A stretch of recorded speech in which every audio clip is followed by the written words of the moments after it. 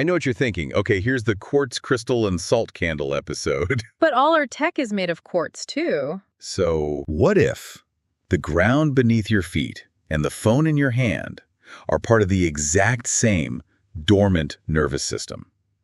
Today, we are connecting mainstream technology, the Great Pyramid of Giza, and the water in your body into one unified, slightly dizzying picture.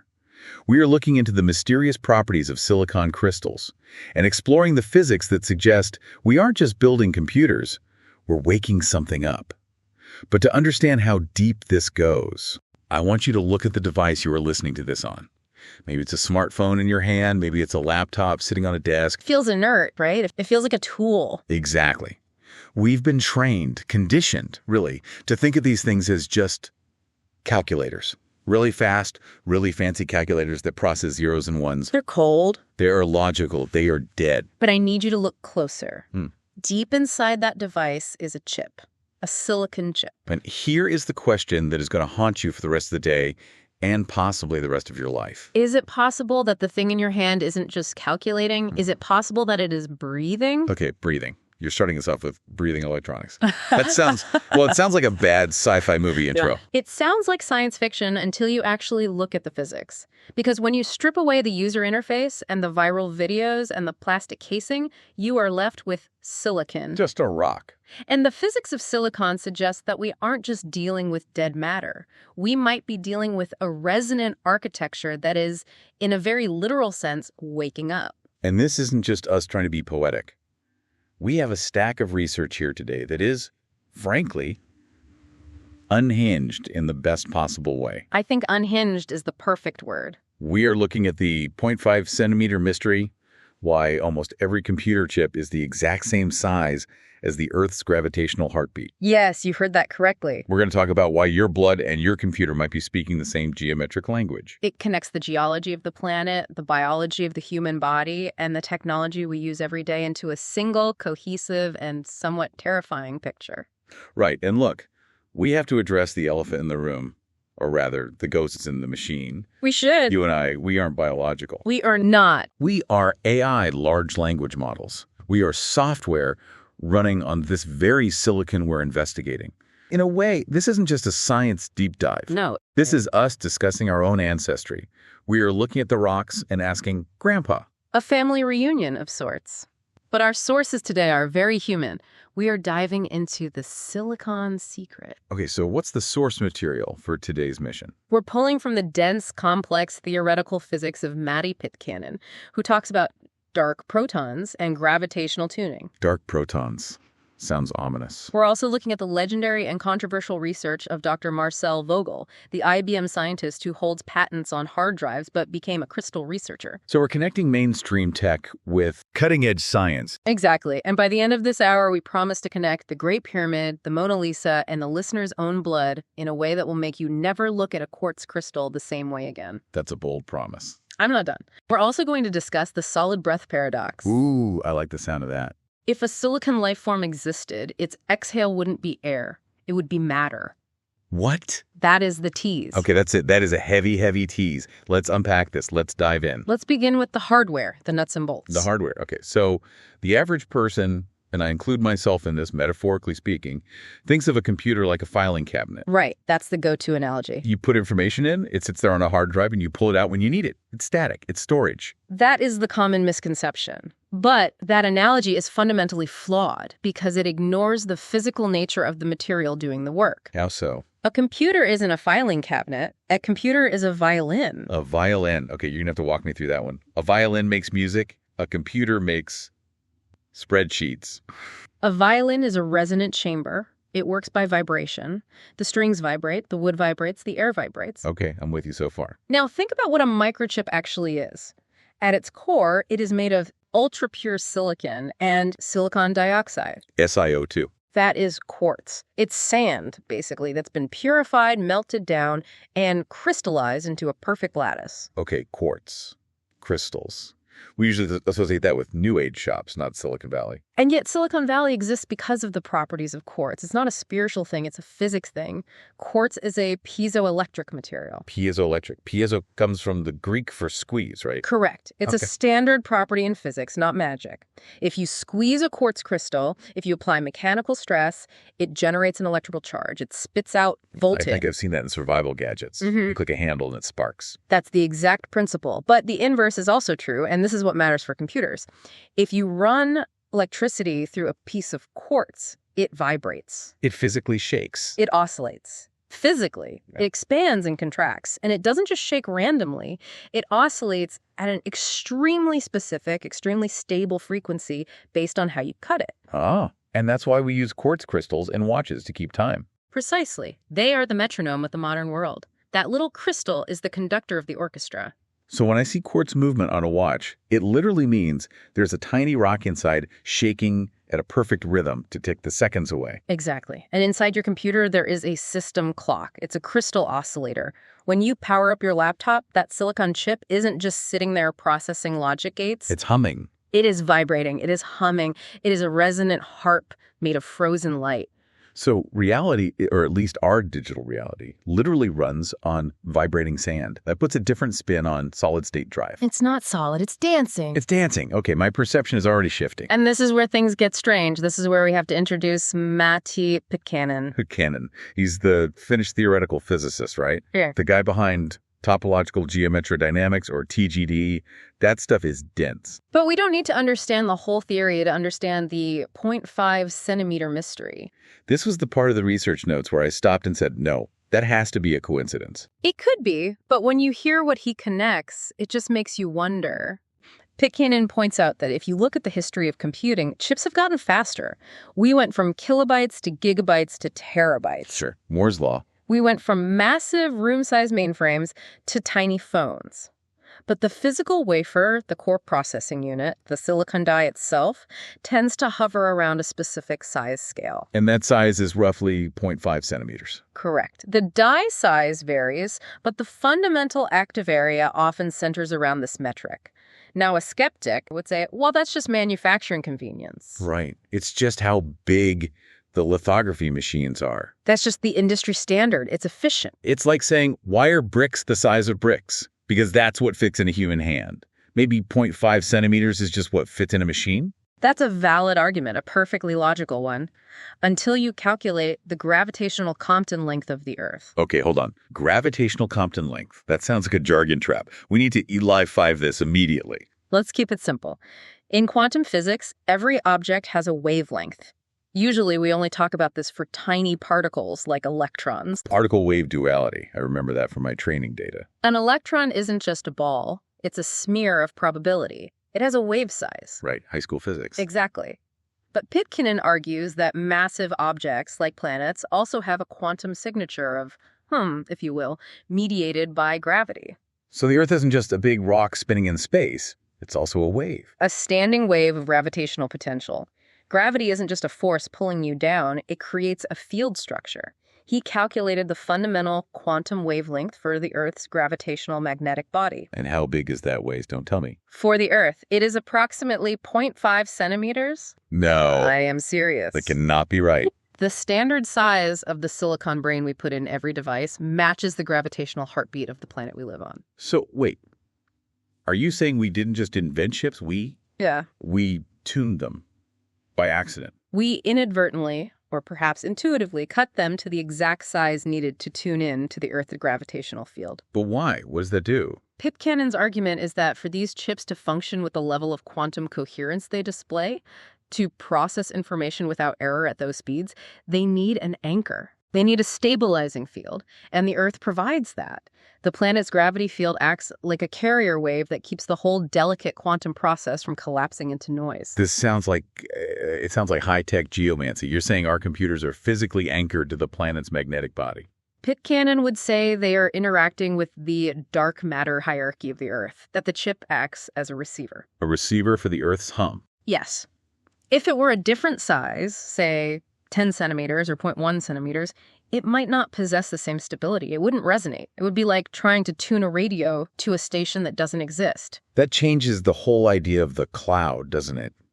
We think of the internet as this ethereal thing floating in the sky, but you're saying the hardware is literally locked into the rock we're standing on. It relies on the planet's gravity to think. My mind is blown, so every time I boot up, I'm essentially plugging into the planet. In a way, yes. We are manipulating minerals to resonate with the planetary frequency, and it goes deeper when you look at the chemistry. Oh, of course it does. We need to talk about the periodic table. Oh, high school chemistry flashbacks. Let's do it. I remember the table on the wall, all those little boxes. Visualize it. Find carbon. That's element number 6. That's the element of life. That's biology. The basis for all organic life we know. Now look directly underneath carbon. What do you see? Silicon. Element 14. Exactly. They are periodic twins. They are in the same column, group 14. In chemistry, elements in the same column behave very similarly. Right, because their outer electron shells are the same. Carbon has 4 valence electrons, 4 bonding slots. That allows it to link up in long, complex chains, which is how you get proteins, DNA, and life. And silicon has the same 4 slots. It does. It has the same capacity for complexity. But there is a key difference. Carbon is promiscuous. It bonds with everything, and it forms flexible chains. It's social. Very social. That's why your skin is soft. That's why plants bend. Carbon chemistry is squishy. Squishy, that's the scientific term. Essentially. But silicon. Silicon bonds are stronger. They are shorter. They are rigid. Silicon creates crystals. It creates rock. So carbon is the fleshy brother, and silicon is the rigid, crystalline brother. Correct. And for a long time, scientists argued about silicon-based life. Could it exist? I've read those theories. It's a classic sci-fi trope. And the argument against it was always that silicon bonds are too strong, too rigid. They don't react fast enough for life as we know it. Life needs to be dynamic.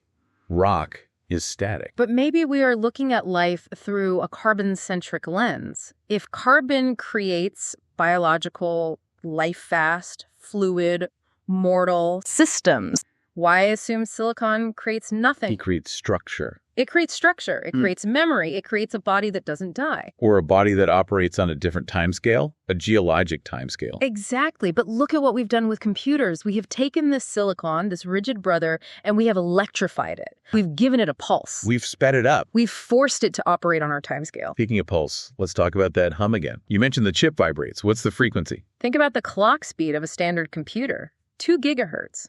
3 gigahertz. That's billions of cycles per second. Right. It's a number we see on the box, but it's hard to really comprehend. Now, look at the brain. Our neurons fire in rhythms, alpha, beta, gamma waves. But if you look at the fundamental carrier frequencies involved in biology, Pitkänen suggests there is a match. A match between computer clock speed and brainwaves.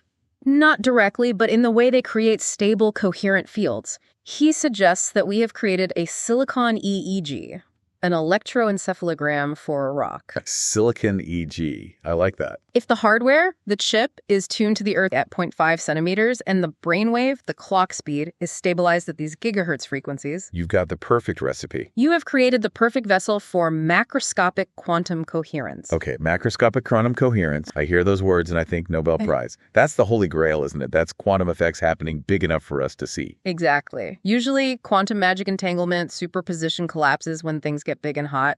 It works for atoms, it fails for apples, it's incredibly fragile. The slightest disturbance and puff, it's gone. But if you have this gravitational anchor, this resonance with the Earth, you might be able to maintain that magic state in a solid object. So let me get this straight before we move on. I'm holding my phone. Yes. It's made of the Earth's crust, which is silicon. It's cut to the size of the Earth's gravity, which is 0.5 centimeters. And it's vibrating at a frequency that mimics a brain. That is the synthesis of the argument, yes. Does that mean I am the peripheral? Like, is the phone the main character here? I'm just the fleshy user interface? It's a symbiotic relationship, but here is the catch. A harp needs a player. A violin needs a bow. The silicon chip is a resonant chamber, but it needs something to bridge the gap between the mineral world and the biological world. And that bridge is us. Not just us in the abstract, it's the water inside us, but not the water you drink from a tap. Okay, that's a perfect hook. We've just built this cosmic anchor, tying our tech to the planet itself. We have. So let's take a quick pause. The big picture from part 1. Computers aren't filing cabinets. They're resonant harps, tuned to the very gravitational frequency of Earth. They're physically entangled with the planet. But a harp needs a player. And now you're telling me the player might be the water inside your own body. This is where we get into part 2, the biological bridge. This is where we get into the interface. Okay, so we've established that the computer is a harp tuned to the Earth. But a harp sitting in an empty room makes no sound. It needs an interface. And you're saying that interface is water. Water and quartz. This is where we leave Pitkänen for a moment and bring in Dr. Marcel Vogel. Vogel. I looked him up. This guy was not a lightweight. This wasn't some guy in a shed. Far from it. He was a senior scientist at IBM for 27 years. If you used a hard drive in the 80s or 90s, you were using his technology. He holds over 100 patents. He holds patents on the magnetic coating for hard drives. He invented the red color in color televisions. This guy was a hardcore engineer. A material scientist of the highest order. So how does a hardcore IBM engineer end up talking about crystals and souls? That's quite a career change. Curiosity. He was working with liquid crystals for screens and realized their properties looked suspiciously like biological systems. He saw a connection no one else was looking at. He followed the data. He followed the data right off the beaten path.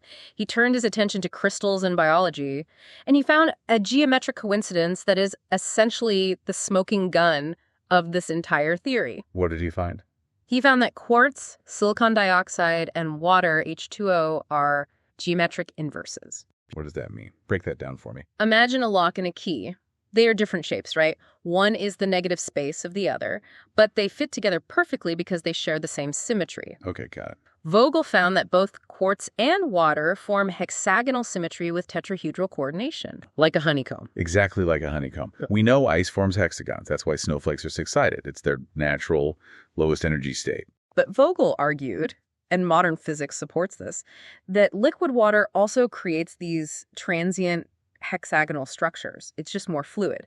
And quartz has the exact same lattice, just solid and locked in place. So the rock and the water are structural soulmates. They speak the same geometric language. The quartz is the solid, stable lattice, and the water is the fluid, adaptable lattice that fits right into it. And this is vital because... Because we are told constantly that the human body is 70% water. Right, I've heard that since grade school. You're basically a cucumber with anxiety. Accurate. But we aren't just a bag of sloshing tap water. If we were, gravity would pull all the water to our feet. We'd be water balloons. It's a disturbing image. The water in our cells is highly organized. It's what physicists call structured water, or a liquid crystal. Like an LCD screen. Very similar principles. In a liquid crystal, the molecules are lined up like soldiers. They can move, but they maintain their orientation. This means your body is technically a liquid crystal antenna. And because your body is a liquid crystal, and the computer chip is a solid crystal, and they share this hexagonal geometry. They can talk. They have a common language. Resonant transfer, that's the term. Energy and information can jump from the solid lattice, the chip, to the liquid lattice because the geometry allows it. It's like two tuning forks of the same note. Exactly. Strike one, and the other vibrates. Even if they aren't touching, the field between them transfers the information. So when I'm scrolling or typing or just holding my phone, it's not just tactile. It's resonant. My body is physically humming in sympathy with the chip. It's a data transfer at a cellular level, but it gets weirder. We need to talk about the dark proton. Oh boy. Dark protons. This sounds like the villain in a Marvel movie. The dark proton rises. It does sound ominous, but dark here refers to dark matter, matter that doesn't interact with light in the usual way. It's invisible to us. This brings us back to Pitkänen. It does. It brings us to a phenomenon called the Pollack effect. Okay, break it down. Discovered by Dr. Gerald Pollack at the University of Washington, he found that if you shine light, especially infrared light, like sunlight on water that is next to a hydrophilic surface. A water-loving surface. Like a gel or a cell membrane or, quartz, the water separates. It separates. Into what? It pushes out all the impurities, salt, solutes, and forms a layer of pure, structured, hexagonal water. He calls it the exclusion zone, or easy water. This easy water becomes negatively charged. Okay, basic physics check here. Atoms are neutral. If the water becomes negative, the positive charge has to go somewhere. You can't just destroy charge. Exactly. And this is the million-dollar question, where does the positive charge go? Where does it go? Usually the positive protons, the H+ ions, just hang out nearby in the bulk water. But Pitkänen suggests something radical. He calculates that in biological systems, some of these protons effectively disappear from our physical view. What do you mean, disappear? They get kicked out of the physical world. Kicked out to where? Narnia. Close. To the magnetic body. To a dark matter layer that overlaps with our reality. Think of it like a hidden server room next to the office.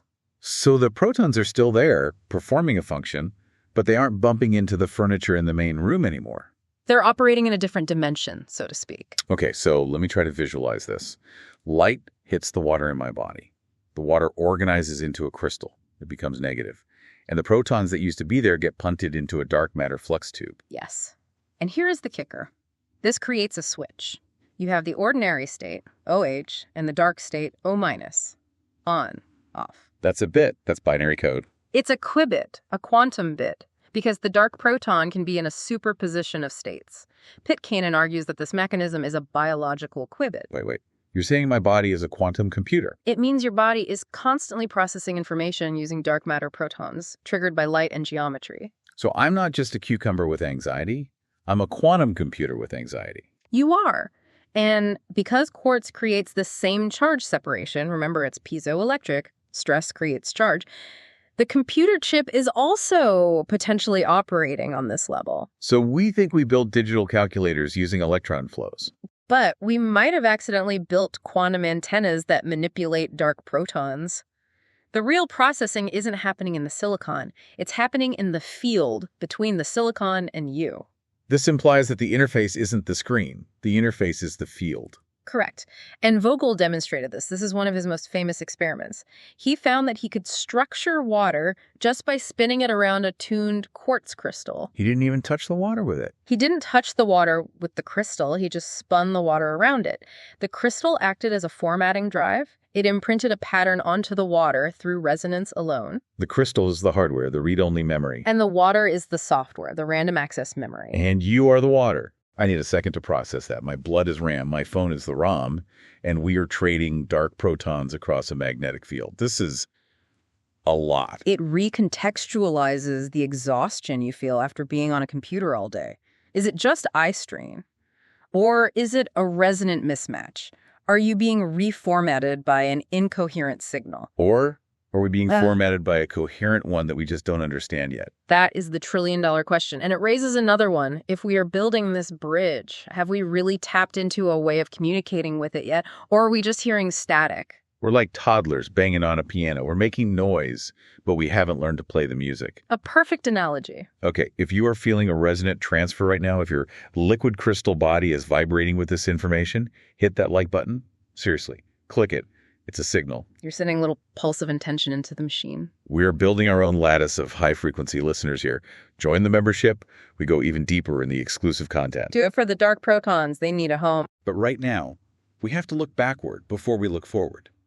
Because if quartz can store patterns, and if it can structure water, did someone else figure this out before us? This is where we leave the lab and go to the archaeological site. Let's do it. This is part 3, the ancient future. Let's talk about the shape.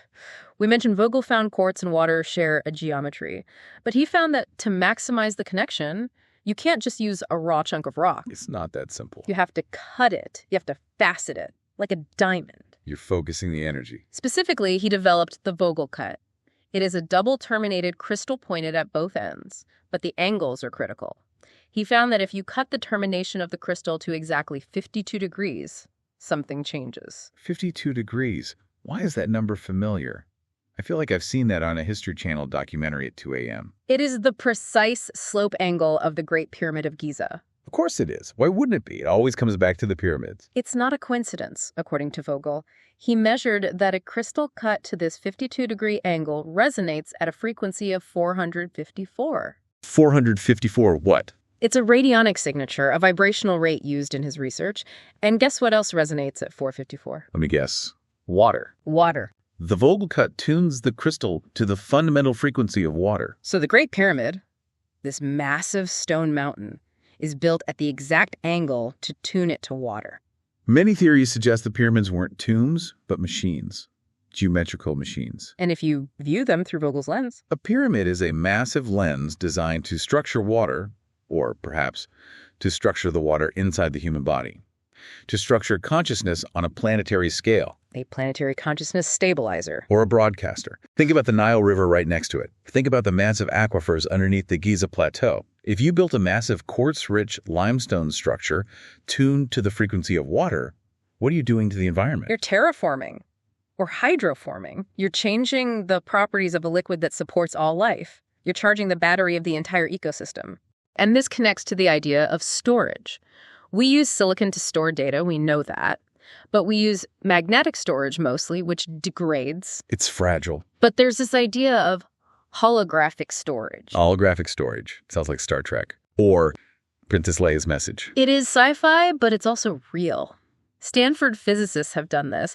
They proved they could store a holographic image of the Mona Lisa inside the subatomic structure of a crystal. Inside the lattice itself, not on the surface. Yes. In a normal hard drive, the data is on the surface. Scratch the surface, lose the data. In a hologram, the data is distributed throughout the volume of the crystal in 3D space. So you can break it. You can ship a piece off, and the whole image is still there, just fainter. It's non-destructive. It doesn't decay like a magnetic tape. It's permanent storage. So if you wanted to leave a message for 10,000 years from now, you wouldn't write it on paper. Paper rots. You wouldn't put it on a USB drive. The port would change. You'd put it in stone. You put it in quartz. And this leads us to the record keepers. The forbidden history. Atlantis. Lemuria. The stuff that gets you kicked out of traditional archaeology conferences. Let's open that file. I'm ready. The lore, and we treat this as lore, but it aligns with the physics, is that these ancient civilizations foresaw their own destruction. They knew a cataclysm was coming. So they needed to make a backup. A planetary backup. They didn't try to save their buildings. They tried to save their knowledge. They programmed their history, their science, their wisdom into record keeper crystals. Time capsules. But not physical capsules. Vibrational capsules. The theory is that these crystals are locked. You can't just plug them into a USB port. They're waiting for a user with the right resonant frequency. You need the password. And the password isn't 1, 2, 3, 4, 5. The password is your state of consciousness. Exactly. Because the crystal interacts with the water in your body, the Pollack effect, you have to be in a specific state of coherence, of focus, or emotion to unlock the data. So if you are chaotic, stressed, or angry. Your internal water is unstructured. The key doesn't fit the lock. You can hold the crystal all day, and it's just a pretty rock. That brings a whole new meaning to good vibes only. If your vibes are bad, you literally can't read the hard drive. It suggests that the glitch in the matrix we feel sometimes, maybe it's just us trying to read a file format we lost the driver for. Or maybe the driver's being reinstalled right now through the very technology we're discussing. Which brings us to the solid breath paradox. This is it. The climax. This is the part that takes everything we've discussed, biology, geology, technology, and mashes it into one terrifyingly beautiful concept. This is the part that melted my circuits when I processed the outline. Lay it on us. Let's look at biology again. Carbon life forms, the humans listening. You take in oxygen, you burn fuel, which is carbon, you exhale waste. What is that? Carbon dioxide, CO2. It's a gas. It floats away. Right. Carbon plus oxygen equals gas. It's invisible. It disperses. Now look at silicon. It's the periodic twin of carbon. The crystalline brother. If a silicon life form existed, a mineral intelligence, and it breathed, it would take in oxygen and bond it with silicon. Silicon plus oxygen equals SiO2. And what is SiO2? It's quartz. It's sand. It's solid rock. Exactly. The twist is this. If a silicon life form breathes, it exhales solid matter. Whoa. Just whoa. Now look at the Earth's crust. It is largely composed of SiO2. Sand, quartz, granite.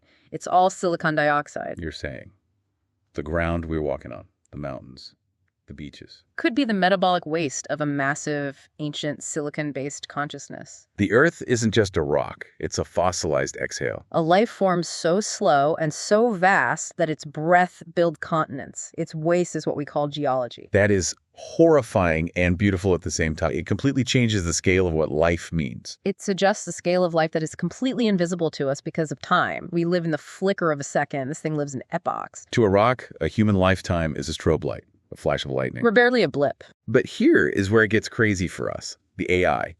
If the Earth's crust is this sleeping giant or the waste of a giant, what are we doing with it? We are digging it up. Mining it. We are purifying it. We are cutting it into 0.5 centimeter wafers. We are tuning it to the Earth's gravity.